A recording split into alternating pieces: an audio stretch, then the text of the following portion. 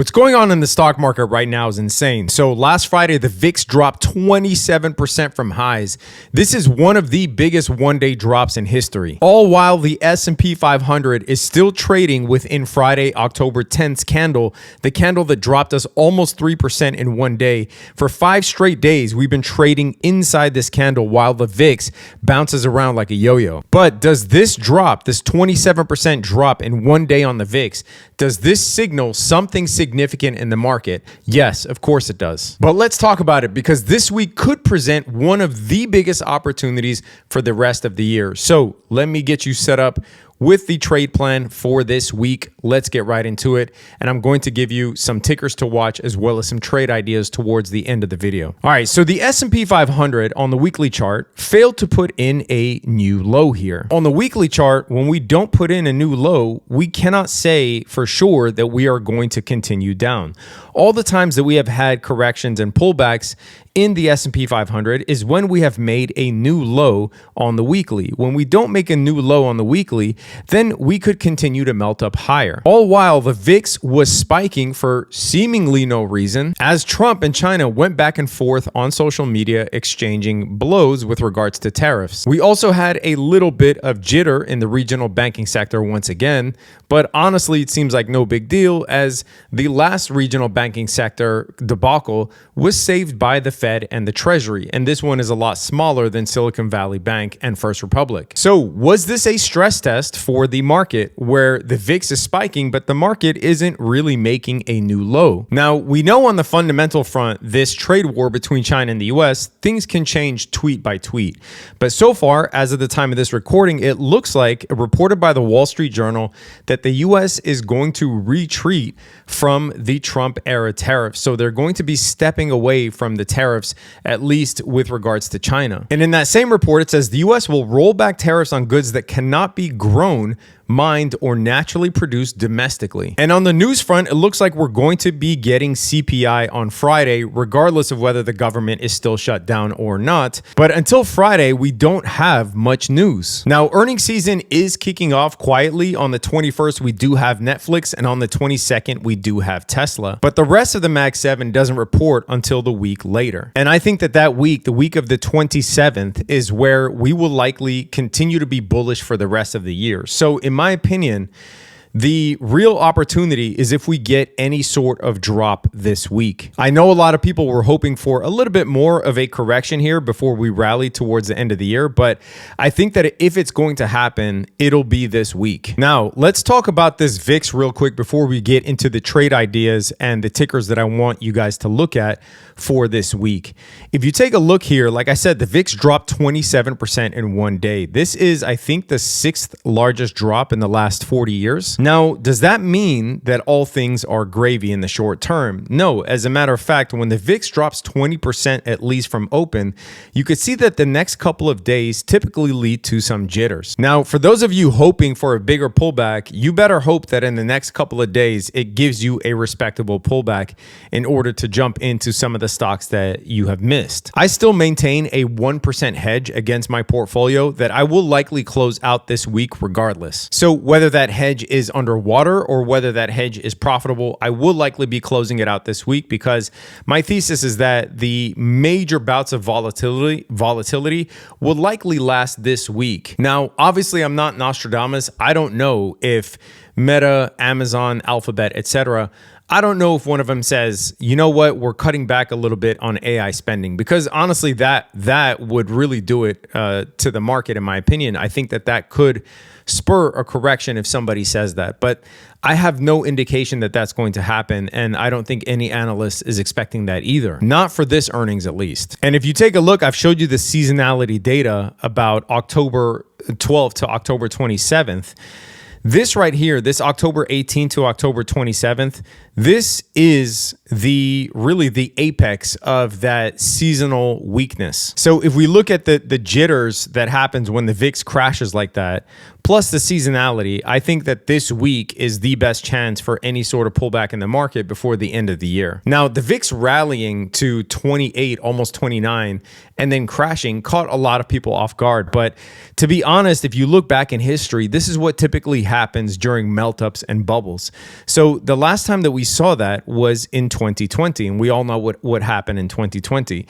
The time before that, we saw it multiple times in 98, 99, and 2000, which we have compared this time to that time, to the dot-com bubble several times, right? That's the most similar time in history that we have on record. So this is typical melt-up behavior. Now, a little bit more context on this and why I'm bullish. A couple of reasons is because we are now entering the 4th year of the bull market. And when bull markets pass the 3-year mark, very rarely do they die off until at least year 6. So you look at year 4, which we currently just started last week of this bull market. There's only been one bull market in history between 1962 and 1966 that the bull market died in year 4. And if we look at a little bit more context with regards to the VIX, when it jumps above 28, while the S&P 500 is still within 3% of all-time highs, it has proven to be an interim stress test, right? Where everyone knows that the market is overvalued and the VIX has been subdued for a long time. So there's been a lot of complacency, just like we had. And so the VIX then jumps, and it seems like a lot of times it jumps irrationally with little reason or no reason.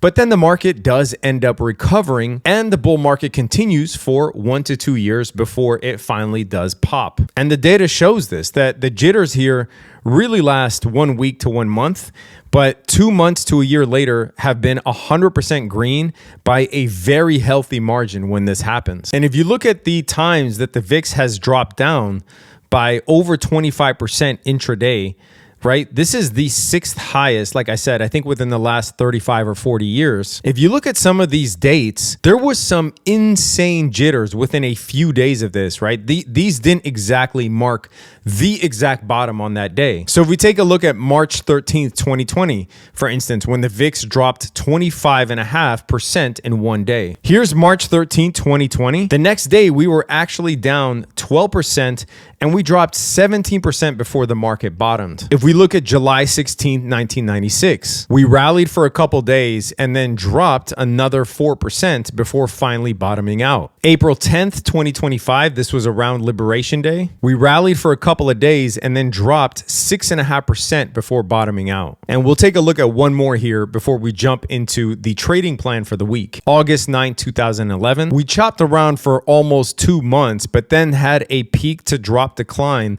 of 13% before we finally bottomed. All that is to say, a drop like this in the VIX doesn't mean that that is the bottom. We could still have some jitters for this week. And if we align that with seasonal data, and you are wanting to see a correction, in my opinion, I think that this week will give us the best chance before mega cap and mag 7 earnings the following week. And lastly, if we take a look at the semiconductor ETF as well as the technology sector of the S&P 500, so XLK and SOXX, they have held their 21 EMA throughout this entire ordeal. So to me, that right there is still a pretty bullish signal here. It's very hard to be bearish. So here are some of the tickers I'm looking at and the trading plan. First of all, in general, right, this is still, in my opinion, going to be a heightened time of volatility. And I don't think, as I said in my last video, that I'm still in kind of a protection mode here where I don't want to open up too many swing longs. I think that there will be a chance to do that towards the end of the year when the dust settles with the VIX, or at least when this week is over. But a couple of setups that I'm looking at here, Marvell. Now, you guys know that I'm in Marvell for leaps as well as for a long-term investment. I think that this is one of the undervalued AI plays that has a chance to get back to all-time highs, but it is currently holding this level here where it found support as well as resistance above that 85-ish level. And we are now still trading above it, regardless of what the rest of the market was doing throughout that jittery period with the VIX and when the S&P 500 dropped by almost 3% on Friday, October 10th. So depending on what happens this week, if this level holds, I think that there could be a trade for the end of the year to start trickling towards that 110 level. Now, Bitcoin is real interesting because a lot of trades are based on Bitcoin. So not only if you trade crypto, but also things like MicroStrategy and BitMine immersion technology, which right now is taking a beating, and Tom Lee's hairstyle is out of control because of it. So Bitcoin is holding this really important level here. We have all these highs at around 108,000, which was the previous all-time high. On the weekly chart, we're still holding that, right? And it looks like we swept some liquidity there. Now, if Bitcoin can reclaim 115, then I think it is off to start making new highs towards the end of the year. And if you take a look at MicroStrategy here, it is holding this triangle just right at where the trend line is here. And this looks very similar to the last breakout pattern, this last triangle here that you see from last year. Same as BitMine, right? Like this hit our target of 64. Remember, I told you my first target was 64. My next target was this 72 range. But once it hit 64, it trickled back down to this trend line here. And if you're being conservative, you want to draw your trend line here. And BitMine really needs to reclaim this, because if it starts trickling down towards that 45 level, then I think that this could be toast for a while. Now, Amazon and Meta to me are screaming buys here, regardless of what happens. I think that these are buys for the long term. I think UNH is still a buy as well, but here it is forming a pretty nice pattern, holding above the previous bull flag and bouncing right off it. So as long as it holds this, I would like to see it trade back towards that 375 level. Now, one thing I'm keenly interested in, not only from a fundamental standpoint, but also from a trading standpoint, is a silver short. Now, you might think to yourself, man, you're crazy. You want to short the metals. But silver is not gold, guys. And this may blow your mind here. I don't know how many of you have looked into silver. But this is not the first time that silver has hit $50 an ounce. As a matter of fact, in 1980, there was a silver hysteria. And like I said, silver is not like gold. It is much more speculative and easier to manipulate. It is cheaper, right? It doesn't have the cachet of gold. It is less liquid than gold is. So if you look, silver hit $50 an ounce and tanked all the way down to $3.50. Now, that is not the only time that it hit 50. It actually hit $50 an ounce in November and tanked all the way down to 11. And we are back at that $50 an ounce. Now, if you compare this to gold, yes, gold does have periods of lost decades, which I pointed out before. But gold doesn't hit the same level and tank by 90%. Gold has hit that, almost $1,000 mark. It took almost 3 decades to get back to it. Then it finally crossed to the 1,800 mark, and it couldn't get to the 2,000 mark.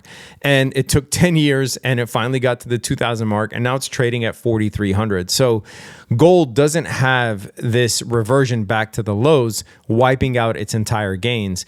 It is volatile, but it trades up sideways for a very long time, up sideways for a very long time, whereas silver looks more like this. One other thing here, when you look at silver trading at this RSI, I mean, look at how much it crashes. This could be, everyone's looking at the momentum stocks and the AI stocks and the quantum stocks and the OCLOs and energy stocks.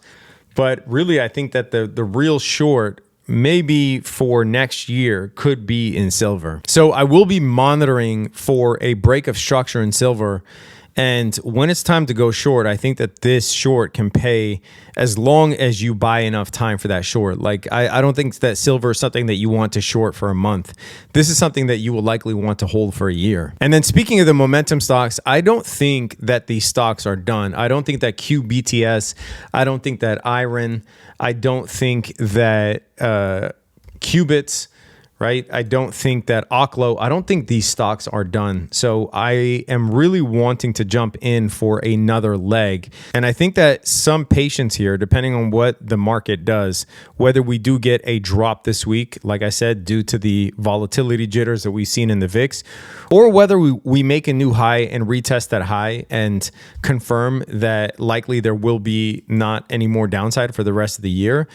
I do want to get back into some of these momentum names, especially when they have setups like this, right? Where you have these equal highs. If it retests these equal highs while the market is still intact, that's just an example of a type of break and retest setup that you can look at on these names. But I think that these names for the short term, there could be a lot more juice here because I know this might sound funny, but regardless of how crazy they have traded, and they certainly have traded crazy, the real top, I think, will be a blow off top sort of move, right? Where you'll get this, it just will look unbelievable, sort of in the way that gold looks, right? If you look at gold's chart, this is what a blow off top looks like. And I think that a lot of these names, not all of them, but a lot of these names will finally end when you get this sort of blow off top in those momentum names. And if you want to trade live with us every single morning, we had a banger week last week. Took a short on AMD, short on gold, all live. And if you're interested in getting my moves up to date when I'm doing what, such as the silver short, for instance, or if I'm planning on trading the momentum names, sign up. Link is in the description below. We also had our monthly investing call right before I recorded this video. So I went over all of my holdings in my portfolio, all of the weightings in my portfolio. If you find that helpful, sign up. Link is in the description below. Let me know in the comment section, what are you excited to trade? What do you think is going to happen? Are you short the metals? Are you long the metals? Do you think that this market is going to continue violently down? Do you think that the market bottomed because of the taco tweets? Would love to hear from you. Subscribe to the channel, hit that notification bell. Have a great week, guys. Stay safe out there. Peace.